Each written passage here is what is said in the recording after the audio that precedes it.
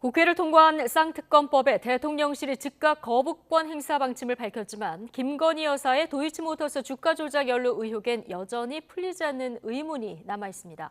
특검이 불발되더라도 김 여사의 주가 조작 가담 여부 등을 검찰이 명백히 규명해야 한다는 목소리가 적지 않습니다. 홍민기 기자입니다.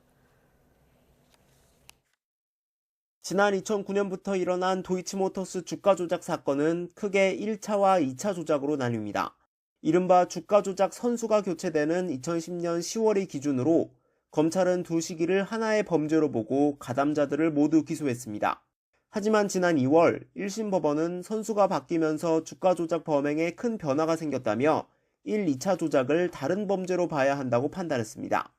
2010년 끝난 1차 조작은 공소시효 10년이 지나 죄를 물을 수 없는데 김 여사도 이 시기에만 도이치모터스에 투자했다는 게 윤석열 대통령 측 입장입니다. 돈을 빼고 그 사람하고는 절연을 했습니다. 저희 집사람 오히려 손해보고 그냥 나왔습니다. 그것도 2010년입니다. 법원이 유죄로 인정한 주가 조작 2차 시기에선 김 여사의 공모 여부가 쟁점입니다. 법원은 1심 판결문에서 김 여사의 계좌가 모두 48번 주가 조작에 이용됐다고 명시했습니다. 2차 시기에 해당하는 2010년 11월 1일 선수 김 씨가 투자자문사 임원과 주식 매도를 뜻하는 문자를 주고받자 7초 뒤 김 여사의 계좌에서 실제 매도 주문이 그대로 제출되기도 했습니다. 다만 주가 조작에 돈을 대는 전주의 경우 조작 사실을 알면서도 투자해야 공범관계가 성립하는데 검찰이 기소한 다른 전주는 이 점이 입증되지 않아 무죄 판결을 받았습니다. 김 여사 역시 한 차례 서면 조사에서 주범들의 주가 조작 사실을 몰랐다고 답한 것으로 알려졌습니다.